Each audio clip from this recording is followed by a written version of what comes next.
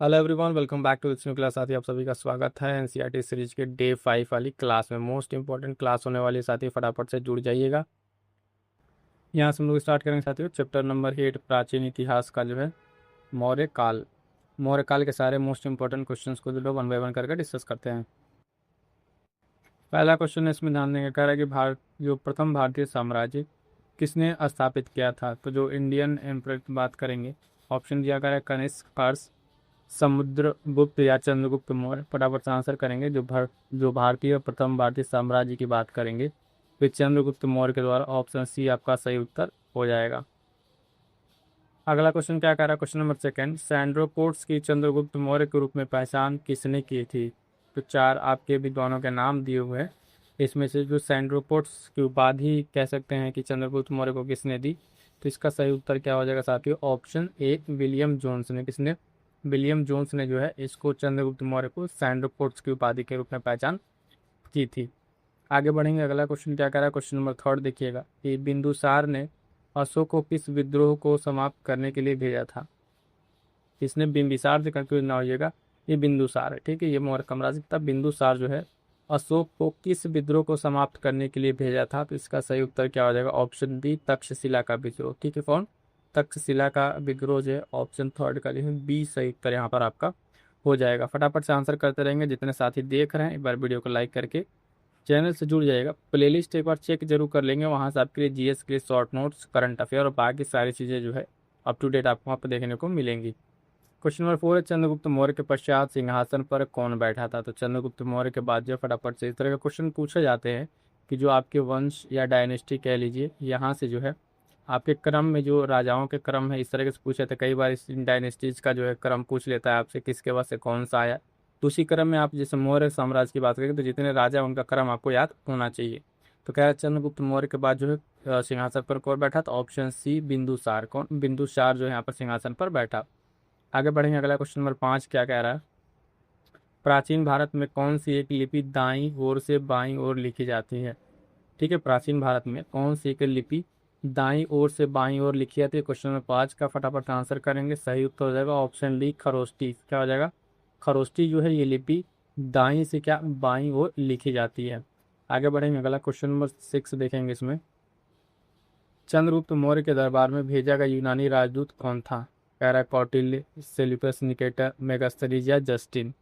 तो इन ऑप्शन से आप बताना कि इसमें यूनानी राजदूत कौन था। क्वेश्चन नंबर 6 का सही आंसर हो जाएगा आपका ऑप्शन सी मेगास्थनीज। मेगास्थनीज की एक बहुत ही महत्वपूर्ण पुस्तक है, ठीक है। हालांकि सबको पता है, आप चाहेंगे कि बार आप कमेंट करके लिखें इस पुस्तक को, ठीक है। इस पुस्तक का नाम बताएं, मेगास्थनीज के द्वारा लिखे, और कई बार वो परीक्षा में यूपीएससी से लेके वनडे एग्जाम्स में पूछा जा चुका है इस पुस्तक का नाम। आगे बढ़ेंगे, अगला क्वेश्चन क्या करें, क्वेश्चन नंबर 7, सारनाथ स्तंभ का निर्माण किसने करवाया था। ठीक है, हर्षवर्धन, अशोक, गौतम बुद्ध या कनिष्क ने। ठीक है, क्वेश्चन जो पूछा जाता है आपसे कमेंट में बताने के लिए, इसका इतना ये नहीं कि आपको नहीं आते हैं चीज़ें, उससे एक बार आपकी जो लिखने की या थोड़ा सा उसको रिवीजन करने की जो चीज़ें ना वो आपकी बेहतर होंगी, या आप उसके आंसर्स को बता रहे हैं, क्वेश्चन इस तरीके से आ रहे हैं, तो इस तरह को चीज़ों को किया कीजिए।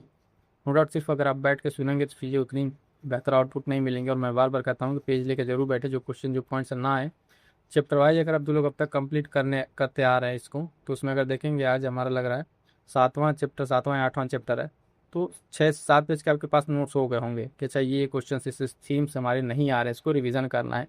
और ऐसे 2 से 3 बार रिवीजन करते रहेंगे तो चैप्टर वाइज पूरी आपकी एनसीईआरटी अच्छे से तैयार हो जाएगी। फिलहाल इसका आंसर क्या हो जाएगा, क्वेश्चन नंबर 7 का ऑप्शन बी अशोक जो है यहाँ पर सही उत्तर हो जाएगा। आगे बढ़ते हैं, अगला क्वेश्चन क्या कह रहा है, किस अभिलेख में अशोक का नाम उल्लिखित है ना। तो भाब्रू अभिलेख, तेरामा अभिलेख, रुमिनदेई का है और मास्की का लघु शिलालेख है। तो इसमें कर अभिलेख, किस अभिलेख में अशोक का नाम उल्लिखित है। अशोक को जो है इसमें डिस्कस किया गया है, बताया गया है। क्वेश्चन नंबर 8 का सही आंसर हो जाएगा आपका ऑप्शन डी मास्की का जो है लघु शिलालेख जो है डी यहाँ पर सही उत्तर हो जाएगा। अगला क्वेश्चन है क्वेश्चन नंबर 9 कि मौर्य मंत्रिपरिषद में कौन राजस्व एकत्रीकरण करने से संबंधित था। राजस्व से रिलेटेड कौन मौर्य मंत्रिपरिषद में था। ये क्वेश्चन मोस्ट इंपॉर्टेंट लगा लीजिएगा, पीसीएस में और बीपीएससी वगैरह एग्जाम में कई बार पूछा जा चुका है। और ये अलग से हम आपको करा रहे हैं शब्दावली वाला, वहाँ पे भी इसी डिस्कस किया है कि जो प्रशासनिक शब्दावलियाँ हैं वहाँ से प्रश्न पूछे जाते हैं। यहाँ पे जो राजस्व वाला था वो समाहर्ता था। कौन था? समाहर्ता। ऑप्शन ए क्या हो जाएगा आपका सही उत्तर हो जाएगा। जितने साथी देख रहे हैं आप ये यकीन मानिए पूरा का पूरा आप एक शॉर्ट नोट्स वाली क्लास जो है ना, आधे घंटे पौने घंटे की क्लास है। इसी तरीके से प्राचीन इतिहास और मध्यकालीन ऐसे आ रहा है, उस सीरीज को जरूर देख लेगा। जीएस शॉर्ट नोट्स के नाम से प्लेलिस्ट होगी, बहुत ही बेहतरीन सीरीज है। जब भी आपका एग्जाम पड़े आपसे एक दो दिन पहले उस क्लास को सुन के जाएंगे, रिवीजन करके देखेंगे, पूरी तरीके से मोस्ट इंपॉर्टेंट टॉपिक्स उसमें कवर अप है। तो एक बार जाकर उस क्लास को जरूर देखें और क्लास कैसी लगी कमेंट करके जरूर बताइएगा। अगला क्वेश्चन क्या कह रहा है? क्वेश्चन नंबर 10, भाग एवं बलि थे, ये क्या थे? कह रहा है सैनिक विभाग, राजस्व का स्रोत, धार्मिक अनुष्ठान, प्रशासकीय विभाग। तो ये एक तरह के क्या थे आप देखेंगे, टैक्स था। क्वेश्चन नंबर 10 की बात करें तो ये राजस्व का स्रोत था। क्या था? राजस्व का स्रोत था। भाग एवं बलि क्या थे? एक तरह के टैक्स थे, तो राजस्व के स्रोत में आएंगे। अगला क्वेश्चन नंबर 11 क्या कह रहा है कि अशोक के जो प्रमुख शिलालेख संगम राज्य के विषय में हमें बताते हैं उनमें सम्मिलित है। ठीक है, तो अशोक के जो प्रमुख शिलालेख हैं 1 से लेकर 12 13 तक 14 जो शिलालेख हैं, उन शिलालेखों में कह रहा है कि जो संगम राज्य के बारे में बता रहे हैं उनमें से कौन सा इसमें से आपका शिलालेख होगा?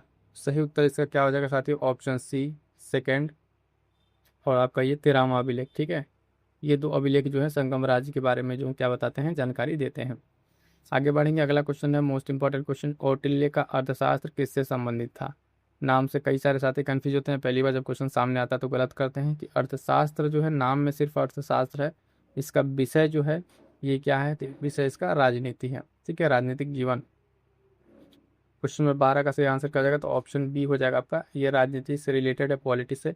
और कौटिल्य चाणक्य जिनको आप जानते हैं तो उनके लिखे गए बहुत महत्वपूर्ण पुस्तक है अर्थशास्त्र। ठीक है, आगे बढ़ते हैं। अगला क्वेश्चन नंबर 13 क्या कह रहा है? वह संत जिसने अशोक को बौद्ध धर्म के प्रति आकर्षित किया, तो वो कौन से संत थे जिन्होंने इनको बौद्ध धर्म के प्रति आकर्षित किया कह सकते हैं? क्वेश्चन नंबर 13 का सही आंसर हो जाएगा ऑप्शन बी, उपगुप्त। ठीक है, उपगुप्त का नाम आता है, इंपॉर्टेंट है, ध्यान रखेंगे, पूछा हुआ कई बार क्वेश्चन है। अगला फेवरेट आपका क्वेश्चन जो है आयोग और इस तरह के एग्जाम में पूछे जा रहे हैं, पीपीसीएस और बीपीएससी तरह के एग्जाम में, एक तरफ शासक और एक तरफ उपनाम, जो सूची 1 और सूची 2 मिलान करने वाला रहता है और 4 ऑप्शन आपको दिए रहते हैं, उसमें आपको ये बताना है। ठीक है, तो एक तरफ शासक और उसके उपनाम। तभी हम लोग जो चंद्रगुप्त की बात कर रहे थे, चंद्रगुप्त, तो इसका नाम क्या है? सैंड्रोकोट की उपाधि मिली थी। चाणक्य आप जानते हैं कि ये विष्णुगुप्त। ठीक है, तो एक का दूसरा और डी का चौथा, ए का दूसरा और डी का चौथा। और अशोक को आप जानते हैं, अशोक को क्या कहा जाता है कि आपका ये प्रियदर्शी के नाम से, और बिंदुसार जो है अमित्रघात। तो इसका सही आंसर क्या हो जाएगा? सही उत्तर हो जाएगा, इस तरह के ऑप्शंस में जाएंगे देखेंगे, बी वाला आपको मिल जाएगा, ए का दूसरा, बी का तीसरा और सी का पहला, डी का चौथा। ठीक है, तो ये इम्पॉर्टेंट है ना, इस पॉइंट पर आपको ध्यान में रखना है कि इस तरह के उपनाम और इनसे रिलेटेड कार्यों को भी कई बार पूछा जाता है। चाणक्य विष्णुगुप्त आपको याद रहेगा, अशोक आपका प्रियदर्शी, चंद्रगुप्त आपका सैंड्रोकट्स और बिंदुसार आपका अमित्र घात। ठीक है, आगे बढ़ेंगे। अगला क्वेश्चन क्या कह रहा है? क्वेश्चन नंबर 15 क्या कह रहा है? अशोक का समकालीन तुर्मय कहाँ का राजा था? ठीक है, ये भी पीसीएस की पीसीएस ने पूछा हुआ क्वेश्चन है, तो आप ध्यान देंगे इसमें आपके जो क्वेश्चंस की आपको दिया जा रहा है यहाँ पे जो है, इसमें आपके पीवाईक्यूज और स्टैंडर्ड क्वेश्चन सारा का सारा इसमें है। समकालीन तुर्मे की बात कर रहा है तो कहाँ का राजा था? तो क्वेश्चन नंबर 10 का सही आंसर हो जाएगा ऑप्शन ए, मिस्र। क्या हो जाएगा? मिस्र यहाँ पे सही उत्तर हो जाएगा। नेक्स्ट क्वेश्चन है कि पाटलिपुत्र में स्थित चंद्रगुप्त का महल मुख्यतः बना था, ईंट का, कह लकड़ी, पत्थर, मिट्टी, किस चीज का बना था? तो जो पाटलिपुत्र में स्थित चंद्रगुप्त का महल था वो आपका बना था किससे? तो ध्यान देंगे, लकड़ी का बना था। किसका? लकड़ी का बना था। ऑप्शन सी जो है सही उत्तर हो जाएगा। आगे बढ़ते हैं साथ ही देखेंगे अगला क्वेश्चन क्या कह रहा है। नेक्स्ट क्वेश्चन है क्वेश्चन नंबर 17 क्या कह रहा है कि टॉलमी सेकंड फिलाडेल्फस जिसके साथ अशोक के राजनयिक जो संबंध थे ये कहाँ का शासक था? ठीक है, तो इसको ध्यान रखना है। क्वेश्चन नंबर 17 में कह रहा है साइरोन, मिस्र, मकदूनिया, सीरिया, इस तरह क्वेश्चन पूछे हुए हैं कई बार, ध्यान दीजिएगा। इसका भी सही आंसर क्या हो जाएगा? ऑप्शन बी, मिस्र जो है इसका सही आंसर हो जाएगा। आगे बढ़ेंगे साथियों, अगला क्वेश्चन क्या कह रहा है? क्वेश्चन नंबर 18, निम्नलिखित में से कौन सा अशोक कालीन अभिलेख खरोष्ठी लिपि में है? ठीक है, किस लिपि में? खरोष्ठी, अलग अलग लिपियां हैं, ब्राह्मी है ना, तो इस तरीके से इसमें खरोष्ठी में पूछ रहा है कौन सा अभिलेख जो है खरोष्ठी लिपि में है। कालसी, गिरनार, सहबाजगढ़ी या मेरठ। इसको इंपॉर्टेंट है, जो अशोक का अभिलेख है इनको थोड़ा सा डिवीजन करके आप एक बार रिवाइज जरूर करें कि अभिलेखों में कौन सा लघु शिलालेख है, कौन सा दीर्घ है, ठीक है, कौन सा आपका इस तरीके से जिसमें आपके लैंग्वेज में अलग अलग हैं भाषा में। तो खरोष्ठी वाले का 18 का सही आंसर हो जाएगा ऑप्शन सी, शाहबाजगढ़ी। तो शाहबाजगढ़ी वाला जो अभिलेख है यहाँ पे किस भाषा में है?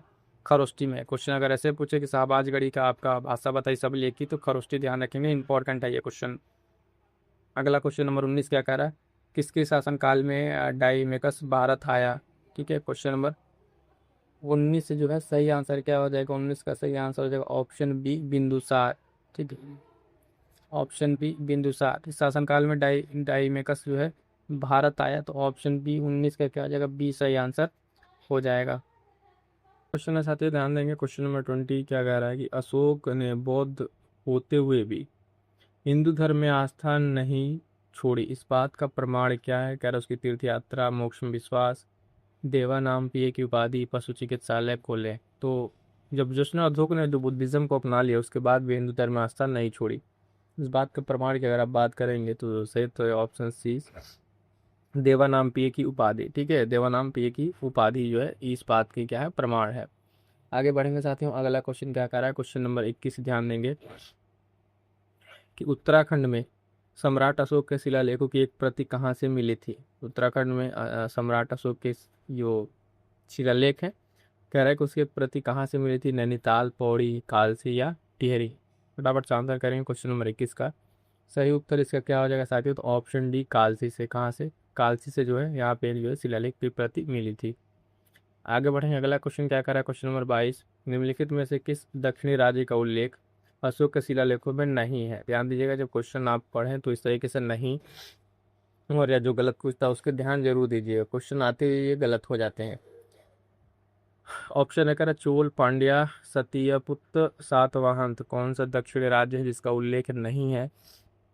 सही आंसर हो जाएगा साथियों ऑप्शन डी, सातवाहन। ठीक है, ऑप्शन डी सातवाहन का जो है उल्लेख का जो है इसका अभिलेखों में नहीं है। आगे बढ़ेंगे, क्वेश्चन नंबर 23 इंपॉर्टेंट लगा लीजिए, क्वेश्चन कई बार पीछे इसमें पूछा हुआ है।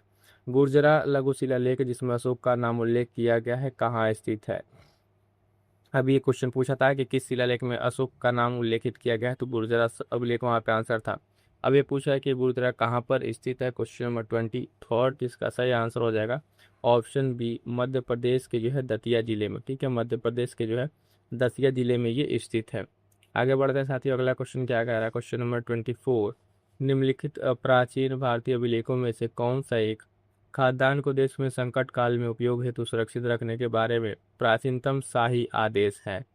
ठीक है, प्राचीनतम शाही आदेश कौन सा है, फटाफट से आंसर करेंगे क्वेश्चन नंबर 24 का। सही आंसर हो जाएगा ऑप्शन ए, सोहगौरा ताम्रपत्र। ठीक है, सोहगौरा ताम्रपत्र। अब देखिए, जब इस तरह कोई नाम आए तो जरूर आपके ध्यान में एकदम क्लिक करना चाहिए कि ये सोहगौरा कहाँ मिला था, या किस जिले से इसका संबंध है, किस स्टेट से संबंध है। ये चीज़ें मैं आपको हिंट करता चलूँगा हर एक क्वेश्चन में, वो आप जो है पेज लेके जो लोग बैठे हैं, जो लोग सीरियस स्टूडेंट हैं, वो इन चीज़ों को नोट करते चलिए। जैसे सोहगौरा ताम्रपत्र जो है ये कहाँ से मिला था, ये आप उसको कमेंट करके भी बता सकते हैं, या फिर अपना नोट करके जरूर एक बार चेक कर लीजिएगा। आगे बढ़ते हैं, अगला क्वेश्चन क्या कर रहा है, क्वेश्चन नंबर 25, वह स्थान जहाँ प्राक अशोक ब्राह्मी लिपि का पता चलता है। ठीक है, ब्राह्मी लिपि। अब देखिए यहाँ पे ब्राह्मी, अभी खरोष्टी साहब आदिगढ़ी वाला हम लोगों ने देखा, तो इसका आंसर क्या आ जाएगा क्वेश्चन नंबर 25 का, ऑप्शन बी, अनुराधापुर। ठीक है, ऑप्शन बी जो है यहाँ पर सही उत्तर हो जाएगा। आगे बढ़ेंगे, अगला क्वेश्चन क्या कर सकते हैं, क्वेश्चन नंबर 26, ब्राह्मी लिपि का प्रथम उद्वाचन किस पर उत्कीर्ण अक्षरों से किया गया है, किस पर उत्कीर्ण अक्षरों से किया गया। 26 का फटाफट से आंसर करेंगे, सही उत्तर हो जाएगा ऑप्शन बी, पत्थर की पट्टियों पर। क्या हो जाएगा, पत्थर की पट्टियों पर जो है उत्कीर्ण अक्षरों से किया गया है। ठीक है, क्वेश्चन नंबर 26 का आंसर बी हो जाएगा। आगे बढ़ते हैं साथियों, अगला क्वेश्चन नंबर 27 क्या कह रहा है कि निम्न में से किसने सैंड्रोकोट्स, चंद्रगुप्त मौर्य और सिकंदर महान की भेंट का उल्लेख किया है। ठीक है, तो ऑप्शन है कह रहा है प्लिनी, जस्टिन, स्ट्रैबो या मेगास्थनीज। फटाफट से आंसर करेंगे, इसमें सैंड्रोकोट्स यानी चंद्रगुप्त, तभी इसकी उपाधि किसने दी थी हमने देखा, और सिकंदर की भेंट का उल्लेख किया है। क्वेश्चन नंबर 27 सही आंसर हो जाएगा ऑप्शन बी, जस्टिन। ठीक है, ऑप्शन बी जस्टिन जो है यहाँ पर सही उत्तर हो जाएगा। आगे बढ़ेंगे, अगला क्वेश्चन नंबर 28 क्या कह रहा है, अशोक के निम्नलिखित शिलालेखों में से किसमें दक्षिण भारतीय राज्यों का उल्लेख हुआ है। ठीक है, दक्षिण भारतीय राज्यों का उल्लेख हुआ, तभी क्वेश्चन पूछा था कि कौन सा दक्षिण भारत राज्य का उल्लेख नहीं हुआ था, तो सातवाहन, वो आपको याद रखना है। अभी पूछा है कि किस शिलालेख में इन सब जो राज्यों का उल्लेख हुआ है वो किस में है, तो ध्यान देंगे द्वितीय मुख्य शिलालेख में, ऑप्शन बी सही उत्तर हो जाएगा। ठीक है, ऑप्शन बी सही उत्तर हो जाएगा। आगे बढ़ते हैं, अगला क्वेश्चन है क्या कह रहा है, क्वेश्चन नंबर 29 है ना, जल की आवश्यकता को ध्यान में रखते हुए जिस प्रथम शासक ने गिरनार क्षेत्र में झील का निर्माण करवाया वह था। यानी बेसिकली गिरनार झील की आपसे बात कर रहा है क्वेश्चन नंबर 29। तो सही उत्तर हो जाएगा ऑप्शन है चंद्रगुप्त मौर्य। ठीक है, और इसमें आगे क्वेश्चन पूछा गया है कि जो गिरनार झील है, ठीक है, इसका जो है जीर्णोद्धार, ठीक है, जीर्णोद्धार किसके किसके मतलब शासकों द्वारा, किन किन शासकों के द्वारा किया गया है, वो भी आगे आपसे चल के क्वेश्चन पूछा गया है। आगे बढ़ेंगे, अगला क्वेश्चन फेवरेट क्वेश्चन मिलान सूची 1 सूची 2 का कह रहा है मौर्यकालीन न्याय व्यवस्था, और नीचे दिए गए जो माध्यम है उनसे सुमेलित कीजिए सूची 1 और सूची 2 का। धर्म, अस्थिय, कंटक, स्वतंत्र, प्रतिष्ठा, व्यवहारिक। ठीक है, तो इन चारों को आपको मिलाना है, कौन किससे मैच करेगा। क्वेश्चन नंबर 30 की अगर आप बात करेंगे तो ध्यान दीजिएगा, पहले का धर्म अस्थीय का क्या हो जाएगा आपका, ए का तीसरा होगा ये दीवानी न्यायालय, बी का आपका कंटक शोधन जो है ये फौजदारी न्यायालय है। ये पूरे के पूरे देखिए, जैसे मौर्यकालीन प्रशासन से क्वेश्चन पूछा जाता है, इसी तरीके से जो भी आपके प्राचीन इतिहास, मध्य और आधुनिक के हैं, वहाँ से प्रशासन से रिलेटेड शब्दावलियाँ पूछी जाती है। यहाँ स्पेशल जो है मौर्यकालीन में न्याय व्यवस्था से रिलेटेड जो आपकी शब्दावलियाँ हैं उनको पूछ रहा है। अब जैसे सी हो गया आपका प्रतिष्ठा, इसका हो जाएगा आपका क्या, फौजदारी न्यायाधीश। ठीक है, फौजदारी। व्यवहारिक क्या है, ये क्या है आपका दीवानी न्यायाधीश। तो इस तरीके से आप देखेंगे, ए का तीसरा, बी का चौथा, ए का तीसरा, बी का चौथा, अगर ऑप्शन में अगर आप देखें ए का तीसरा, बी का चौथा, तो आपका डी में ऑप्शन मिल जाएगा। ठीक है, बाकी सी का दूसरा था और डी का पहला। तो इन तरह क्वेश्चन में ये ऑप्शन तक पहुंचने से ज़्यादा जरूरी है कि आपको ये मिलान जो है आना चाहिए। अब जरूरी नहीं है कि यही एग्जैक्ट आपसे पूछे, लेकिन हाँ कहीं इसमें से दो इसमें से उठा लिया, दो कुछ कुछ कोई और टर्म या शब्दावली को उठा के आपको यहाँ पे पूछते, तो ये चीज़ आपको ध्यान में आनी चाहिए, चारों का सिंगल सिंगल मीनिंग क्या है। ठीक है, आगे बढ़ेंगे, अगला क्वेश्चन क्या कह रहा है 31 नंबर, किस प्राचीन नगर के अवशेष कुम्हार स्थल से प्राप्त हुए हैं। किस प्राचीन नगर के जो है अवशेष कुम्हार जो स्थल है वहां से प्राप्त हुए हैं। क्वेश्चन नंबर 31 का सही आंसर हो जाएगा ऑप्शन बी पाटलिपुत्रा। क्या हो जाएगा, पाटलिपुत्रा सही आंसर हो जाएगा।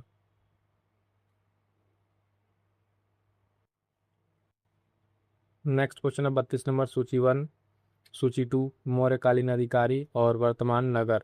ठीक है, अब यहाँ पे क्या है, अधिकारियों को दिया हुआ है और वर्तमान नगर जो नाम है उनका उसके बारे में दिया हुआ है। तो बहुत ही इंपॉर्टेंट है, यहाँ से कई बार इनको सिंगल सिंगल मतलब अलग अलग भी ये टर्म जो आपसे पूछा जा चुका है, जिससे एग्रोनोमी है ना, नुमोई और शुल्काध्यक्ष, शीताध्यक्ष है ना, अकराध्यक्ष, ये सारे के सारे जो शब्दावली है टर्म अगर आप देख रहे हैं, ये ना अलग अलग पूछा जा चुका है कि इसका, यहाँ तक यूपीएससी में भी ये पूछा जा चुका है इस तरीके से कि इसका मीनिंग क्या है ना। जैसे आप एग्रोनोमी है, इसका आपसे मीनिंग पूछ ले।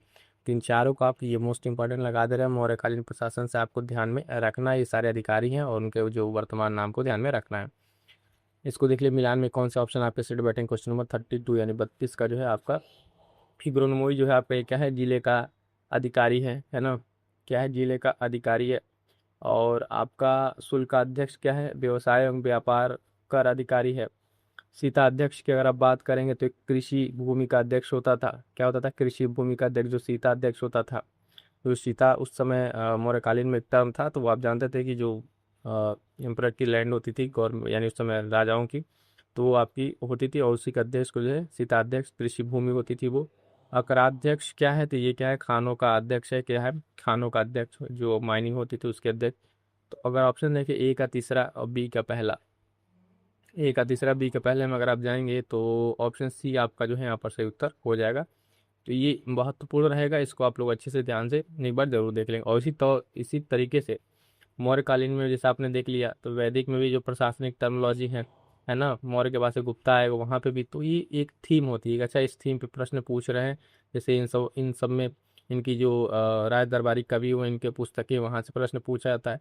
तो चीज़ों को जब आप ध्यान से एनालाइज करके देखेंगे तो चीज़ें बहुत इधर उधर की नहीं है, सारी चीज़ें एक व्यवस्थित तरीके से हैं, उसी के इर्द गिर्द क्वेश्चन पूछे जाते हैं। और उन चीज़ों को अगर आप तैयार कर लेते हैं तो नो डाउट 2 4 5 क्वेश्चन आप प्लस में रहेंगे। अगला क्वेश्चन क्या है 33 नंबर, चाणक्य बचपन में किस नाम से जाने जाते थे।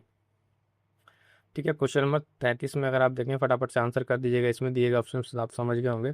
Option C Vishnugupta. ठीक है, विष्णुगुप्त का निकना और इनकी लिखी बुक अभी हम लोगों ने डिस्कस किया, अर्थशास्त्र।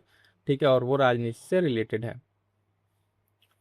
देखिए, आ गया टर्म, आ गया मौर्य काल में सीता से क्या तात्पर्य। अभी ये टर्म हम आपसे डिस्कस कर ही रहे थे कि इसके बारे में क्या थी। तो ऑप्शन देखिए कर, एक देवी है, धार्मिक संप्रदाय है, ऊषर भूमि है, राजकीय भूमि से प्राप्त आय है। तो बेसिकली क्या है, ये 34 में अगर आप बात करेंगे तो यहाँ पे आपको एक व्यवस्थित तरीके से मिल जाएगा ऑप्शन डी, राजकीय भूमि से प्राप्त एक आय है, यानी इनकम है। ठीक है, और इसी का जो रख रखाव कर रहा है वो सीताध्यक्ष उस कर संग्रह को करने वाला है ना। तो इस चीज़ को ध्यान रखिएगा, कन्फ्यूज ना है कि ऊसर भूमि या फिर बाकी इस तरह की चीज़ें नहीं है। आगे बढ़ेंगे, अगला क्वेश्चन क्या कह रहा है, 35 नंबर ध्यान देंगे कि बराबरी पहाड़ी की गुफाओं के विषय में निम्न में से कौन सा एक सही नहीं है। निम्न में से कौन सा सही नहीं है, 35 में अगर आप देखेंगे फटाफट से तो सही नहीं है। इसमें कह रहा है कि बराबर पहाड़ी पर कुल 4 गुफाएं हैं, ये तो ठीक है। 3 गुफाओं की दीवारों पर अशोक के अभिलेख उत्कड़े, ये भी ठीक है। ये अभिलेख इन गुफाओं को आजीविकों को समर्पित होने के उल्लेख करते हैं, तो हाँ ये बराबर की पहाड़ी आजीविकों को समर्पित कर दिया गया था। ये अभिलेख ईसा पूर्व 6ठी शताब्दी के हैं, तो नहीं इतने पहले के नहीं है। ऑप्शन डी जो है आपका यहाँ पर क्या हो जाएगा, सही नहीं है। तो हमें यही बताना था, बाकी 3 जो सही है इसको आपको ध्यान में रखना, इंपॉर्टेंट रहेंगे, आगे पूछे जाएंगे आपसे। अगला क्वेश्चन क्या कह रहे हैं, ध्यान देंगे, निम्नलिखित में से कौन मौर्य युगीन अधिकारी माप तौल का अध्यक्ष होता था। ठीक है, यहाँ पर मौर्यकालीन अधिकारी से रिलेटेड पूछा है, तो फटाफट से आंसर करेंगे। अब तो इसमें आपको 2 चीज़ क्लियर हो गई। देखिए अभी जो मिलान वाला क्वेश्चन था अधिकारियों का, उससे अगर आपको वाला अगर याद रहता, तैयार रहता, तो सीता अध्यक्ष आपको पता होता, अकरा अध्यक्ष पता होता था। अकरा अध्यक्ष आप जानते हैं खान का है, आपको चारों में माली नहीं पता है कि इसमें जो है मापतौल का अधिकारी कौन है। तो चीज़ों को समझिए कनेक्ट कैसे करना है। ये पहले तो आपको पता होता है, सीता अध्यक्ष से आप काट देते, इसको काट देता, अब बच गया 2। इन 2 में ही आपको बताना था कि क्या होगा। तो उसी तरीके से जो टर्म आप याद किए रहेंगे, जरूरी नहीं उसी तरीके से आपको आए, क्वेश्चन को एलिमिनेट करने में, चीज़ों को ऑप्शन तक पहुंचने में आपको हेल्प करेंगे। इसका फिलहाल सही आंसर क्या हो जाएगा, ऑप्शन है पौतवाध्यक्ष कहते हैं इसको। ठीक है, क्या कहते हैं, पौतवाध्यक्ष, जो अधिकारी मापतौल का होता है, ये आपका सही उत्तर हो जाएगा। आगे बढ़ेंगे साथियों, अगला क्वेश्चन है 37 नंबर, निम्नलिखित में से किस स्रोत में उल्लिखित है कि प्राचीन भारत में दास्तान नहीं थी। ठीक है, किस स्रोत में ये उल्लिखित है, तो कह रहा अर्थशास्त्र है, मुद्रा राक्षस, वायुपुराण है, मेगास्थनीज की इंडिका है। इसका सही आंसर हो जाएगा ऑप्शन सी, मेगास्थनीज की इंडिका। अभी स्टार्टिंग में हमने क्वेश्चन पूछा था कि मेगास्थनीज ये जो दरबारी है, इसकी एक पुस्तक है, बहुत कई बार पूछा जाता, तो इसकी पुस्तक है इंडिका, है ना। मोस्ट इंपॉर्टेंट ये किताब है इनकी, मेगास्थनीज की, कई बार ये पूछा जा चुका है यूपी से लेकर स्टेट पीसेस अलग अलग एग्जाम्स में, तो आपको ध्यान में रखना है। तो इसी में उल्लेख किया गया है कि जैसे दास्ता भारत में नहीं थी, इस बात का इसमें स्रोत में इसमें उल्लेखित मिलता है। आगे बढ़ेंगे, अगला क्वेश्चन 38 नंबर क्या है साथियों, कि फिरोज शाह तुगलक द्वारा अशोक के निम्नलिखित स्तंभ में से किसको उसके मूल स्थान से हटाकर दिल्ली मंगवाया गया था। ठीक है, कर मेरठ का स्तंभ, टोपरा, वैराट, या ए और बी दोनों। तो यहाँ पे देखिएगा जो क्या कहते हैं, फिरोज शाह तुगलक द्वारा 2 मंगवाए गए थे।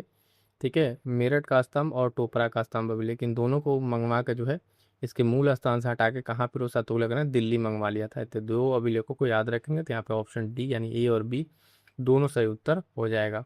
आगे बढ़ेंगे, अगला क्वेश्चन 39 नंबर, कलिंग युद्ध का विवरण हमें ज्ञात होता है।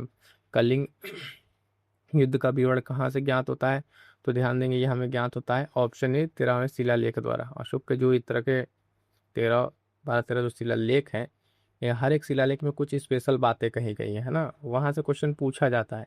तो एक से लेके जो बाकी 12, 13 तक 14 तक जो भी आपके शिलालेख है, जितने शिलालेख, उन शिलालेखों के नंबर के हिसाब से इसमें कौन कौन सी स्पेशल बातें कही गई हैं, वो आपको ध्यान में रखना है और याद भी रखना है। अगला क्वेश्चन 40 नंबर क्या करा, ब्राह्मी और खरोष्ठी लिपियों को किसने पढ़ा, है ना। तो इसको सबसे पहले पढ़ने वाले कौन थे, तो आपके जेम्स प्रिंसेप थे। कौन, जेम्स प्रिंसेप, यहाँ पर सही उत्तर ऑप्शन सी हो जाएगा। आगे बढ़ेंगे साथियों, अगला क्वेश्चन क्या कह रहा है कि मौर्य काल में प्रचलित संस्था एवं संचार निम्नलिखित में से किससे संबंधित है। ठीक है, मौर्य काल में प्रचलित संस्था एवं संचार निम्नलिखित में से किससे संबंधित है, फटाफट से आंसर कर दीजिएगा। इसमें संस्था और संचार की बात कर रहा है, कह रहा है गुप्तचर व्यवस्था है, विदेशी व्यापार, मौर्यकालीन डाक, या केंद्रीय स्थानीय शासन के मध्य होने वाले पत्राचार। 41 का सही आंसर क्या हो जाएगा, ऑप्शन ए, गुप्तचर व्यवस्था से ये दोनों टर्म संबंधित है। संस्था और संचार क्या है, गुप्तचर व्यवस्था से संबंधित है। आई थिंक ये सारी चीज़ आपको क्लियर हो गई होगी। अब देख लीजिएगा थोड़ा सा यहाँ पे जो कुछ अशोक की उपाधियाँ हैं, यहाँ से क्वेश्चन पूछे जाते हैं, और उनके शिलालेख मतलब पूछे थे कहाँ से ये आपको मिलता है। तो फटाफट से इनको एक बार देख लीजिए, जैसे कि उपाधि एक तरफ और स्रोत। अशोक नाम जो है मास्की लघु शिलालेख में मिलता है। देवा नाम प्रियस अशोक राजा, ये गुर्जरा लघु शिलालेख में मिलता है। क्वेश्चन अभी हम लोग डिस्कस करा है कि गुर्जरा लघु शिलालेख में अशोक राजा के नाम से यहाँ पे देवानाम प्रिय। ठीक है, अशोक मौर्य का नाम जो है ये रुद्रदामन जूनागढ़ अभिलेख में। पियदस्सी राजा ये बराबर गुहा लेख में। पियदस्सी राजा मगध ये भाबरू या बैराट का जो लघु शिलालेख है उसमें देखने को मिलता है। उसके बाद से अन्य कुछ अगर आप यहाँ पे देखेंगे तो एक है पियदस्सी राजा ये कांधार बृहत शिलालेख, दीपवंश महावंश इस स्रोत में मिलता है। अशोक वर्धन की उपाधि जो है इनको पुराण में दी गई है। राजा अशोक कह के बताया गया है नेट्टूर लघु शिलालेख में। राजा अशोक देवा नाम प्रिय, ये उद्गोलम लघु शिलालेख। ठीक है, तो ये कुछ महत्वपूर्ण उपाधियां हैं जो अलग अलग स्रोत हैं। यहाँ से क्वेश्चन एक दो बार पूछे गए हैं, जैसे अभी हमने आपको दिखाया था ये वाला गुर्जरा लघु शिलालेख वाला, तो इसको आपको ध्यान में रखना है। बाकी चीज़ें की इंपॉर्टेंट चीज़ में क्या है कि शिलालेख क्या है, तो ध्यान देंगे कि पहाड़ों को काट कर जो शिलाखंडों को समतल करके उस पर उत्कीर्ण किया जाता है, यानी वो जो शिलालेख उस पर लिखे जाते हैं। इन सब बातों को आपको ध्यान में रखना है। यहाँ तक देखिए अगर आपका, तो मौर्यकालीन वाला जो है सारे के सारे इंपॉर्टेंट क्वेश्चन डिस्कस हो गए हैं। अब आ जाइएगा साथियों, यहाँ से हम लोग डिस्कस करेंगे प्राचीन इतिहास चैप्टर 9 मौर्योत्तर काल पर आ गए हैं। मोस्ट इंपॉर्टेंट क्वेश्चंस जो भी इसके हैं उनको हम लोग वन बाय वन करके डिस्कस करते हैं। तो ध्यान दीजिएगा, यहाँ पे पहला क्वेश्चन है, प्रथम ईरानी शासक जिसने भारत के कुछ भागों को अपने अधीन कर लिया, निम्न में से कौन था? प्रथम ईरानी शासक जिसने भारत के कुछ भागों को अपने अधीन कर लिया था। फटाफट से आंसर करेंगे। क्वेश्चन नंबर फर्स्ट, मौर्योत्तर काल में हम लोग आ गए हैं, यहाँ से डिस्कस करते हैं। कह रहा है पहले का ऑप्शन हो जाएगा सी, डेरियस प्रथम। कौन डेरियस प्रथम? इंपॉर्टेंट है ना, उसको याद रखिएगा अच्छे तरीके से। प्रथम ईरानी शासक है जिसने भारत के कुछ भागों को अपने अधीन कर लिया था। आगे बढ़ेंगे, अगला क्वेश्चन क्या है यहाँ पे देंगे कि कुषाण शासक कनिष्क का राज्याभिषेक किस सन में हुआ था। ठीक है, इंपॉर्टेंट है ये डेट, थोड़ा सा ध्यान रखेंगे। ऑप्शन डी 78 ईस्वी। ठीक है, यहाँ से इसको आपको ध्यान में रखना है। अगला कह रहा क्वेश्चन नंबर थर्ड क्या है साथियों कि निम्नलिखित में से अशोक द्वितीय किसे कहा गया है? अशोक द्वितीय की अगर आप बात करेंगे, कह रहा है समुद्रगुप्त, चंद्रगुप्त, हर्षवर्धन या कनिष्क को। तो यहाँ पे जो ये उपाधि है ऑप्शन सी हो जाएगा। कनिष्क को जो है ये आप कह सकते हैं कि अशोक द्वितीय कहा गया, इस नाम से इसको जाना जाता है। जितने हमारे साथी देख रहे हैं फटाफट से एक बार वीडियो को लाइक करेंगे, अपने साथियों तक शेयर करिएगा। कंप्लीट डिसिप्लिन आप लोग अपना बनाए रखिएगा। चैप्टर वाइज जो हम लोग कंप्लीट कर रहे हैं इसको आप लोग अच्छे से कंप्लीट कीजिए। प्लेलिस्ट बनी होगी उसको जाकर जरूर देख लीजिए, वहाँ पे आपको टेस्ट सीरीज, करंट अफेयर, महामैराथन, शॉर्ट नोट्स की क्लासेस सारी की सारी अवेलेबल है। तो एक बार जरूर चेक कर लीजिएगा और आपको बहुत अच्छे तरीके से हर एक चीज़ जो है चैप्टर वाइज सब्जेक्ट वाइज कराया जा रहा है। आगे बढ़ेंगे, अगला क्वेश्चन क्या करें, क्वेश्चन नंबर 4, निम्नलिखित में से किस चीनी सेनापति ने कनिष्क को पराजित किया था? ठीक है, किस यहाँ पर चीनी सेनापति ने कनिष्क को पराजित किया था? क्वेश्चन नंबर 4 का सही आंसर हो जाएगा ऑप्शन ए, पांचाऊ। ठीक है, कौन? पांचाऊ नाम का क्या इनका, इसने क्या किया? पराजित किया था। अगला क्वेश्चन नंबर 5 क्या है कि भारतीयों के लिए सिल्क मार्ग किसने आरंभ करवाया था? इंपॉर्टेंट लगा लीजिएगा, सिल्क रूट बहुत यहाँ से क्वेश्चन पूछा जाता है। इसका सही उत्तर क्या हो जाएगा? ऑप्शन है कनिष्क ने। किसने? कनिष्क ने जो है ये सिल्क मार्ग को आरंभ करवाया था। आगे बढ़ते हैं साथियों, अगला क्वेश्चन नंबर 6 क्या कह रहा है? कनिष्क की राजधानी थी, कनिष्क की राजधानी कह रहा है पुरुषपुर, बनारस, सारनाथ या इलाहाबाद। तो कनिष्क की राजधानी का सही आंसर क्या हो जाएगा? Option A, Purushpur. ठीक है, ये जो है कनिष्क की क्या सी राजधानी थी। आगे बढ़ेंगे, अगला क्वेश्चन क्या कर रहा है, क्वेश्चन नंबर 7, हम मिलिंद पन्हो क्या है? मिलिंद पन्हो क्या है? बौद्ध स्थल, बुद्ध का नाम, कला का बौद्ध नाम या बौद्ध ग्रंथ। तो मिलिंद पन्हो जानतीएगा, इससे बहुत महत्वपूर्ण है ये मिलिंद पन्हो। इससे क्वेश्चन कई बार पूछा जा चुका है कि ये क्या है, किसके किनके बारे में चर्चा है। सही आंसर हो जाएगा कि ये बौद्ध ग्रंथ है और इसमें किनके बारे में चर्चा की गई है या किनके बीच का संवाद है। इधर आप कमेंट करके बताएंगे, एक हिंट देते हैं। मिनांडर का नाम आपने सुना होगा, है ना, और एक और नाम आप कमेंट कीजिएगा। ठीक है, सारी चीज़ें बता देंगे तो आप लोग बस सुन के निकल जाते हैं। तो चीज़ों को थोड़ा सा ध्यान रखिएगा, इस तरीके से चीज़ें जो बता रहे हैं उसको ध्यान रखिए, आप अच्छे से तैयार करिए ताकि चीज़ आपको याद रहे। क्योंकि एग्जाम हॉल में बैठना आपको है, साथ ही ध्यान देंगे वहाँ पर रिकॉल आपको करनी है। आपको लगता है कि अरे पढ़ा रहे हैं इसके साथ सारी सारी चीज़ें बता दें, नहीं, सारी चीज़ें हम बताते जाएंगे, आप चुपचाप बैठ के सिर्फ सुनेंगे। आप लोग की ये आदत है कि चुपचाप सुनते रहें, हाँ सुन के आपको लगेगा तैयार होगा, नहीं, आप अपने दिमाग को फोर्स कीजिए, याद कीजिए कि क्या चीज़ें हैं। हम हिंट बस कर दे रहे हैं, जो क्वेश्चंस में है जो चीज़ें बताने वाली हैं बता रहे हैं, लेकिन कुछ चीज़ आपको हम हिंट कर दे रहे हैं। ऐसा नहीं कि यहाँ पे जब एमसी के ऊपर आ रहे हैं तो सारी चीज़ें क्लास की तरह हम आपको पूरा डिस्कस करा पाएंगे, वो टाइम नहीं हो पाता है। वो चीज़ आपके जो शॉर्ट नोट्स वाली वीडियो है उसमें आपको सारी चीज़ें बताई गई हैं ना, प्रॉपर जो क्लासेस हैं जो इसी यूट्यूब पर चैनल पर पढ़ी हैं वो उसमें आपको देखने को मिल जाएंगी। तो यहाँ पे एक रहता है कि हिंट कर दें कि अच्छा यहाँ से इस तरीके से क्वेश्चन पूछे गए, आप भी थोड़ा दिमाग लगाइए, रिलेट कर पाइए कि एट द टाइम आपको उस टाइम पे आपको चीज़ें याद आ पा रही हैं कि नहीं। याद आ रही हैं तो ठीक है, क्योंकि एग्जाम हॉल में यही होता है, एट द टाइम आपको चीज़ें तुरंत क्लिक करनी चाहिए, तभी आप कर पाएंगे। थोड़ा सा भी कन्फ्यूज होंगे क्वेश्चन आपके गलत हो जाएंगे। क्वेश्चन नंबर 8 क्या कर रहे साथी देखेंगे, कौन सी कला शैली भारतीय और यूनानी ग्रीक कला शैली का सम्मिश्रण है? क्वेश्चन नंबर 8 की बात करेंगे, ऑप्शन सी जो हो जाएगा गांधार यहाँ पर सही उत्तर हो जाएगा। आगे बढ़ेंगे, अगला क्वेश्चन देखें। क्वेश्चन नंबर 9 क्या कह रहा है कि काव्य शैली का प्राचीनतम साक्ष्य किसके अभिलेख में मिलता है। फटाफट से आंसर करेंगे। क्वेश्चन नंबर 9 जो है क्या आंसर हो जाएगा, तो ऑप्शन है रुद्रदामन का जूनागढ़ अभिलेख। स्टार्टिंग वाला जो चैप्टर कराया था उसमें बताया था कि जो महत्वपूर्ण आपके अभिलेख हैं वो कितने इंपॉर्टेंट हैं। ठीक है, सारे अभिलेख कौन किस राजा से संबंधित है, कहाँ पर स्थित है, तो ये चीज़ आपको ध्यान में होनी चाहिए। ठीक है, रुद्रदामन का जो है जूनागढ़ अभिलेख। अगला क्वेश्चन क्या कह रहा है साथियों, किस वंश के शासक ने ब्राह्मणों और बौद्ध भिक्षुओं को कर मुक्त ग्राम देने की प्रथा आरंभ की थी, यानी टैक्स फ्री जो है लैंड एक तरह से गांव देने की बात की थी किनको, ब्राह्मण और बौद्ध भिक्षुओं को। तो ये किस वंश के शासकों के द्वारा ये किया गया था, सही उत्तर हो जाएगा ऑप्शन है सातवाहन वंश। ठीक है, कौन, सातवाहन वंश के शासकों के द्वारा किया गया था। अगला क्वेश्चन नंबर 11 क्या कह रहा है कि शक संवत किसने और कब प्रारंभ किया था। शक संवत कब और किसने प्रारंभ किया था, क्वेश्चन नंबर 11 का फटाफट से आंसर करेंगे तो क्या हो जाएगा, ऑप्शन डी कनिष्क ने 78 ईस्वी में जो है ये स्टार्ट किया था। ठीक है, शक संवत। आगे बढ़ेंगे, अगला क्वेश्चन नंबर 12 क्या कह रहा है, निम्न में से कौन सा स्थान सातवाहनों की राजधानी थी।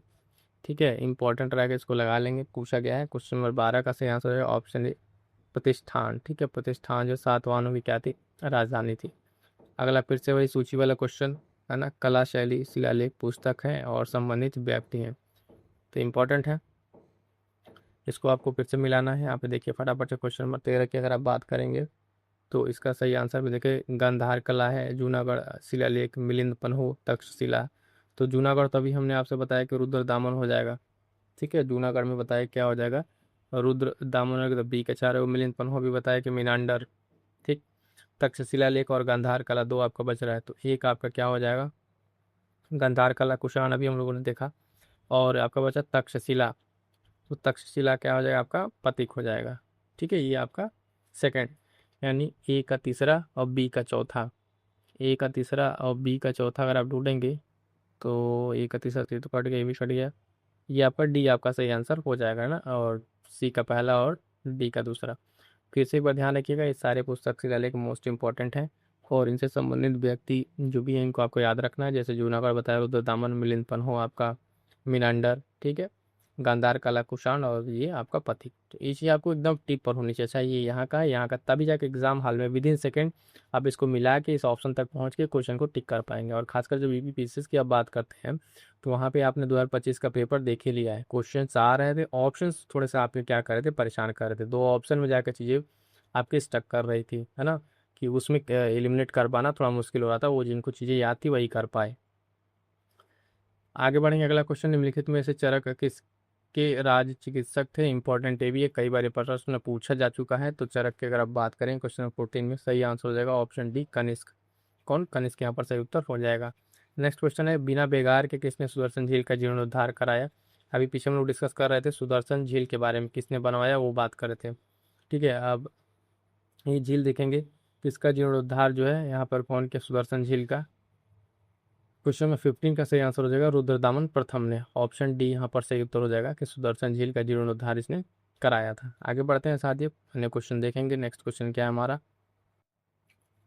अगला क्वेश्चन है, कह रहा है किस कला को ग्रीक बौद्ध शैली के नाम से जाना जाता है, किस कला को जो है ग्रीक बौद्ध शैली के नाम से जाना जाता है। तो सही उत्तर इसका क्या आ जाए, क्वेश्चन नंबर 16 का ऑप्शन है गांधार कला को, किसको, गांधार कला को जाना जाता है। अगला फिर से देखिए, एक तरफ साहित्यिक कृति है और एक तरफ लेखक है। आपसे फिर हम बताए थे कि ये बहुत बार पूछी जा चुकी है यूपीपीसीएस में, है ना, तो आपको ध्यान में रखना, स्टेट पीसीएस में पूछा जाता है। फटाफट से इसका मिलान करेंगे। क्वेश्चन नंबर 17 में कह रहा है कविराज मार्ग, आदि पुराण, गणित सार संग्रह, अमोघ वृत्ति। तो इसमें अगर आप देखेंगे तो कविराज मार्ग आपका क्या हो जाएगा, अमोघ वर्ष हो जाएगा। ठीक है, एक का तीसरा। उसके बाद से अगर आप बात करेंगे साथियों, ठीक है, बी आदि पुराण आपका क्या हो जाएगा, जिनशेन चौथा हो जाएगा। गणित सार संग्रह आपका ये महावीराचार्य हो जाएंगे, और अमोघ वृत्ति जो है आपका शाक्त्यायन हो जाएंगे, यानी दूसरा।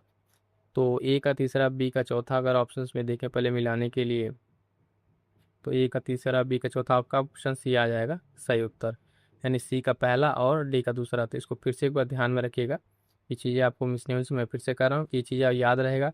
तो आगे फिर जो कुछ नए क्वेश्चन फ्रेम होंगे यहीं से PYQ से इस तरह के क्वेश्चन से आपको चीज़ें देखने को मिलती हैं जो पूछा हुआ है, तो फिर से आपको हेल्प करेंगी ये, है ना।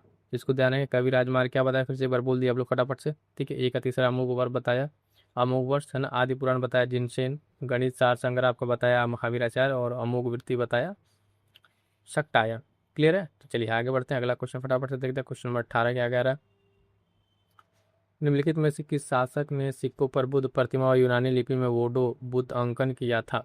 ठीक है, फटाफट से आंसर करेंगे। इंपॉर्टेंट क्वेश्चन नंबर 18 क्या कह रहा है, ऑप्शन बी कनिष्क यहाँ पर से उत्तर हो जाएगा कनिष्क।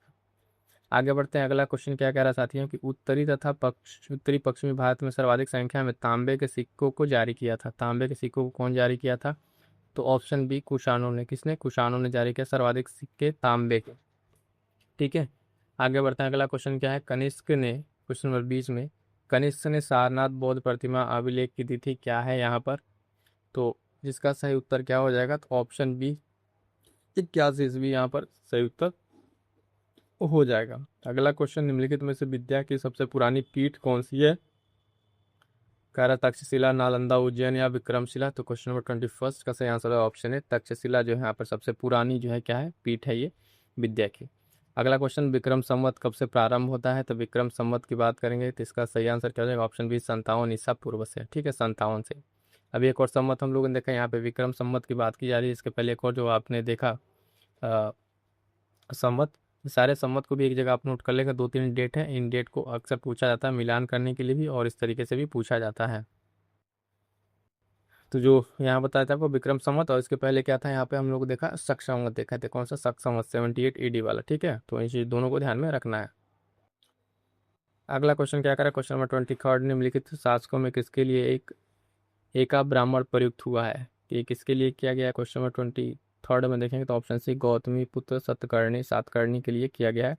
एका ब्राह्मण की जो है इसमें ये शब्द प्रयोग किया गया है। अगला क्वेश्चन नंबर 24 क्या कर रहा है, निम्नलिखित में से किस शासन को सर्वप्रथम सोने के सिक्के जारी करने का श्रेय दिया जाता है, किसके शासन को जो, या किस शासक को कह लीजिए। 24 का अगर आप बात करेंगे, सही आंसर जो यहाँ पर क्या हो जाएगा, ऑप्शन बी भीम कडफिकस को। ठीक है, यहाँ पे जो इसको जो है सर्वप्रथम सोने के सिक्के जारी करने का श्रेय दिया जाता है। अगला क्वेश्चन नंबर 25 क्या कह रहा है, फटाफट से आंसर करेंगे। सातवाहन वंश का महानतम शासक किसे माना जाता है, जो सातवाहन वंश थी। तो इसका सही आंसर क्या हो जाएगा, ऑप्शन बी गौतमी पुत्र सातकर्णी को माना जाता है। ठीक है, इन्हीं को भी ऊपर उपाधि जो है देखा गया हम लोग ब्राह्मण का ब्राह्मण की। 26 क्या कह रहा है, निम्नलिखित में से कौन है कनिष्क दरबार से संबंध नहीं था। ध्यान देंगे, इंपॉर्टेंट है, नहीं पूछ रहा है। ठीक है, फटाफट से आंसर करेंगे। क्वेश्चन नंबर 26 जो है, तो यहाँ पर पतंजलि जो है इससे के दरबार से संबंधित नहीं थे। और एक काम आपको दे रहे हैं, जैसे अशोक चरक है, नागार्जुन है, इनसे लिखी, इनकी लिखी कुछ पुस्तक है, क्योंकि ये दरबार में रहते थे, इन लोग कुछ पुस्तक लिखे हैं। जैसे चरक का चरक संहिता आपको ये बता दिया। इसी तरीके से नागार्जुन, अशोक, इनकी रचनाओं का आप एक बार सर्च करके जरूर देख लीजिएगा। ये आपको काम दे रहे हैं क्योंकि आप इस तरीके से चीज़ों को याद करें। याद है तो अच्छी बात है, कमेंट कर दीजिएगा, नहीं याद है तो एक बार सर्च करके जरूर देख लीजिएगा। पतंजलि का भी इसी तरीके से एक पुस्तक है ना, महाभाष्य करके है, तो आपको बता दिया, उस चीज़ को ध्यान में रखिएगा। 27 के कारण शुंग वंश के पश्चात किस वंश ने भारत पर राज किया। ठीक है, शुंग वंश के बाद से किस वंश ने राज किया, फटाफट से आंसर करेंगे। 27 का ऑप्शन भी हो जाए कर्ण। ठीक है, कौन, कर्ण। तो जिससे महाजनपदा से जो स्टार्ट होता है सारे आपके वंश, उसको मैं बताता हूँ कि आप एक बार क्रम में आपको ध्यान रखिएगा कि जिस तरीके से उनका शुंग, चाहे आर्यक हो गए, सारी डायनेस्टीज हैं, मौर्य में, गुप्ता में, सब आके इनको आपको एक बार ध्यान रखना, क्रम में पूछा जाता है। अगला करा सिमुक निम्न में से किस वंश का संस्थापक था, तो ध्यान रखेंगे 28 में क्या हो जाएगा, सही आंसर आपका ऑप्शन डी सातवाहन। ठीक है, कौन, सातवाहन। अब देखिए यहाँ से आपको समझ में आना चाहिए कि जो वंश है उनके संस्थापक के नाम आपको ध्यान रखने हैं, उसके अंतिम शासक कौन थे, सब पॉइंट्स हैं। इसको आप इस तरीके से रिलेट करके याद करेंगे तो चीज़ें आपके लिए बहुत बेहतर हो जाएंगी।